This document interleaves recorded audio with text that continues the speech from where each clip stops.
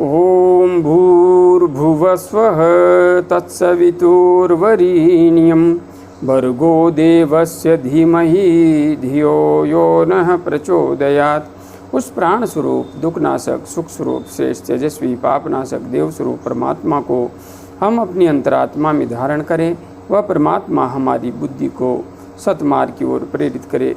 भाइयों बहनों, जय श्री राम, जय गुरुदेव, जय माँ आदि शक्ति। आप सभी भाइयों बहनों की साधना से संबंधित जिज्ञासाओं का समाधान करते हुए मैं आज प्रथम जिज्ञासा सम्मिलित कर रहा हूँ।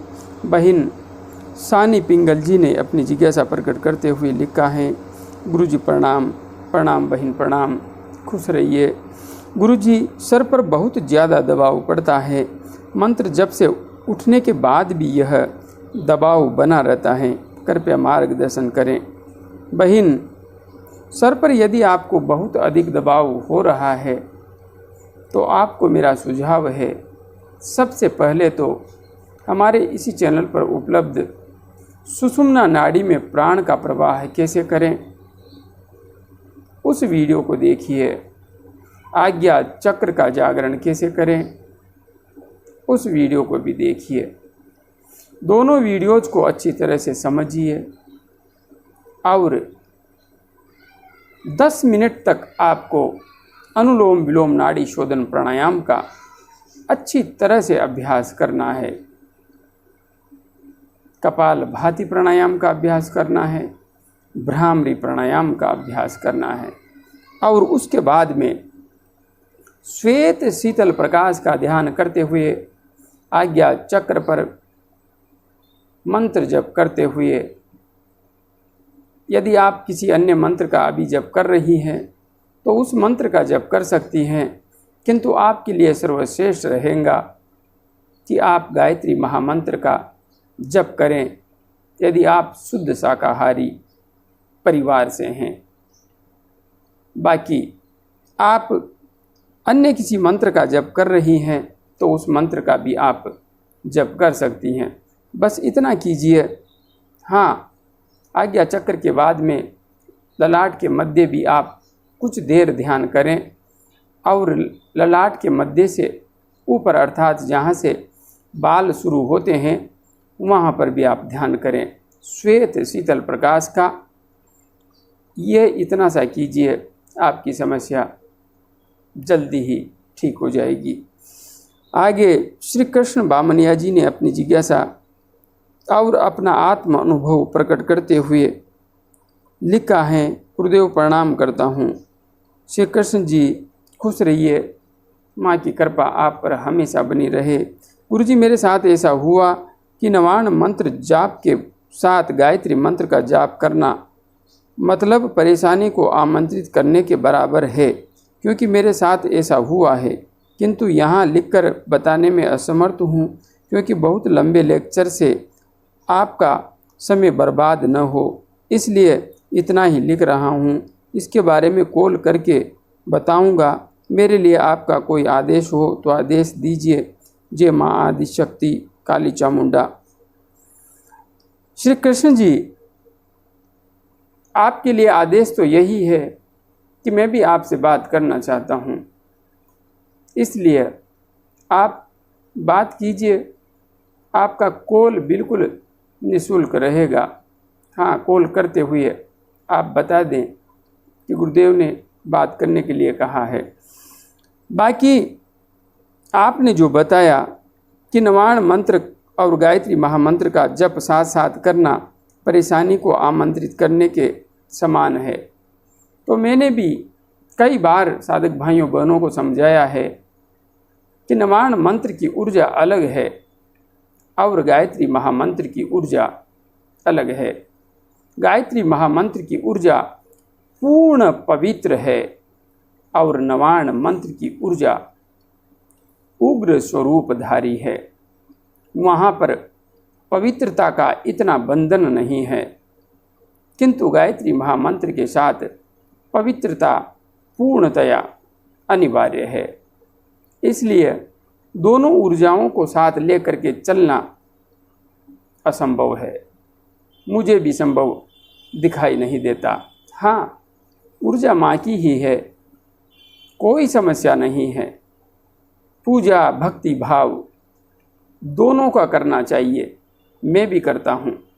गायत्री माता से जुड़ने से पूर्व से ही मैं माँ दुर्गा का परम भक्त हूँ और आज भी हूँ, उतना ही जितना कि गायत्री माता का हूँ। और हाँ, हो सकता है मेरी प्रार्थना को गायत्री माता थोड़ा नकार भी दे, लेकिन वह जगत जननी माँ, जिसे बचपन से ही मैंने अपनी माँ माना है, मेरी जिद को अधिकांशतया नकारती नहीं है। इसलिए वह हर रूप में है, किंतु उसके रूपों का जो विज्ञान है वह थोड़ा सा अलग हो जाता है। आगे भाई मस्तराम मीणा जी ने अपनी जिज्ञासा और अपना विचार प्रकट करते हुए लिखा है, गुरुजी सहस्रार चक्र में महत्वपूर्ण शक्ति मेधा शक्ति है। यह स्मरण शक्ति को प्रभावित करती है। अगर इस पर काबू नहीं पाया गया तो व्यक्ति के पागल होने की संभावना होती है। मैं आपसे माफ़ी चाहता हूँ, मैंने आपके सवाल का जवाब दिया। भाई मस्तराम जी, आपको यहाँ पर माफ़ी मांगने की कोई ज़रूरत ही नहीं थी, बिल्कुल भी नहीं। आपने वह लिखा है जो आपने अनुभव किया है। और एक बात, आप साधना के पथ पर आगे बढ़ के कुछ जान पाए हैं, तो आपके ज्ञान से मुझे भी कुछ सीखने को मिल सकता है, इसमें कोई दो राय नहीं है। यहाँ पर प्रत्येक व्यक्ति अपने आप में अधूरा है। मैं भी अधूरा हूँ, मैं भी पूर्ण नहीं हूँ। जीवन में हमेशा सीखने के लिए जो तैयार है वही वास्तविक रूप में इस संसार में वास्तविक सत्य को समझ पाने में समर्थ होता है। इसलिए आपने जो बात कही है उसके संबंध में मैं आपसे चर्चा करना चाहता हूँ। आप एक बार मेरे को कॉल कीजिए, आपका कॉल बिल्कुल निःशुल्क रहेगा। मैं आपसे संवाद करना चाहता हूँ। आगे श्रीमान गणपत लाल पुरोहित जी ने अपनी जिज्ञासा प्रकट करते हुए लिखा है, प्रणाम प्रणाम गणपत लाल पुरोहित जी, प्रणाम, सादर प्रणाम। आप संस्थान बना रहे हैं, ये जानकर खुशी हुई। आप साधकों की समस्याओं का समाधान कर रहे हैं सच्चाई पूर्वक। मैं 2 साल से ज़्यादा समय से आपके वीडियो देख रहा हूँ। आपके संस्थान को 1100 रुपये भेंट देना चाहता हूँ, कृपया अकाउंट नंबर दें। पुरोहित साहब, आप 2 साल से अधिक से मेरे वीडियो देख रहे हैं, बिल्कुल आप सही कह रहे हैं। मैंने प्रारंभ में 2-3 वीडियो बनाए थे, किंतु बीच में फिर मैंने बनाना बंद कर दिया था। 1.5 साल से मैं पूर्ण रूपेण सक्रिय हुआ हूँ, किंतु आपने जो कहा कि 2 साल से देख रहे हैं, तो हाँ, बिल्कुल लगभग 2 साल हो गए हैं। प्रारंभिक वीडियो मैंने 2 साल पहले ही बनाया था। आप शुरू से जुड़े हुए हैं।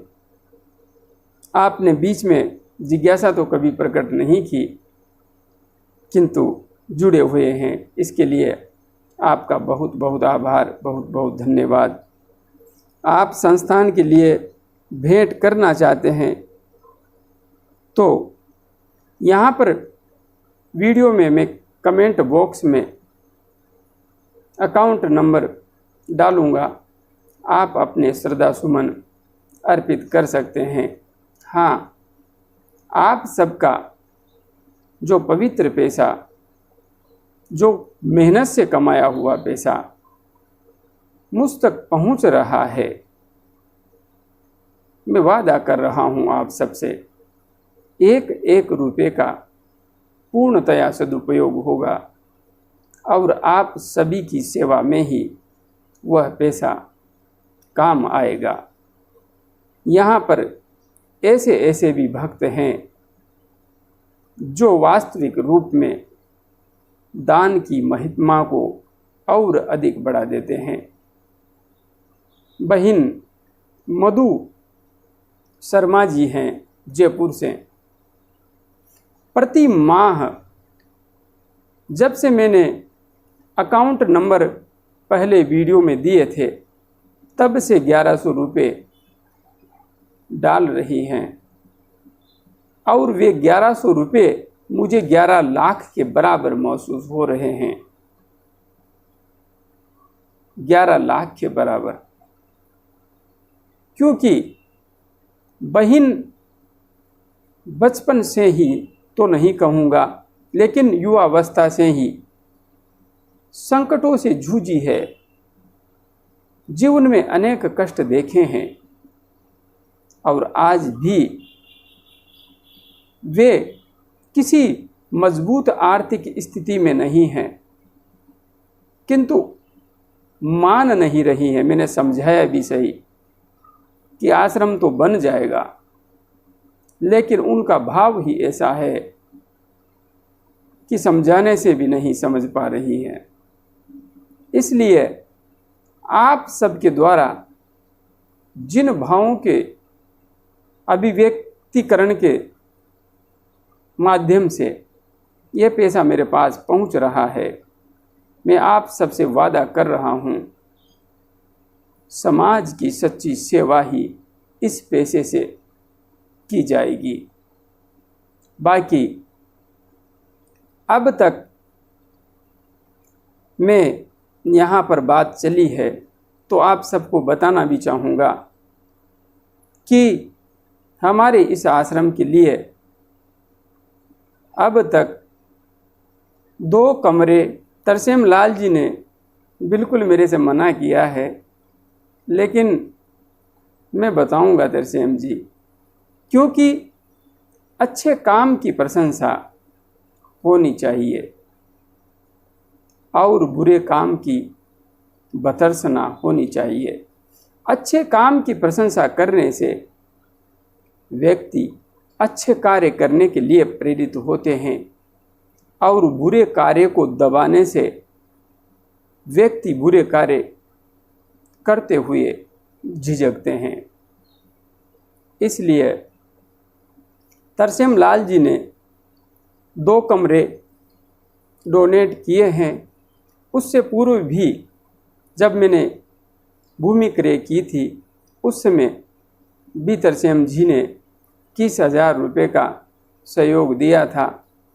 2 कमरों के लिए जितना भी खर्चा होगा, तरसेम जी ने कहा है कि मैं संपूर्ण खर्च वहन करूंगा। 1 कमरा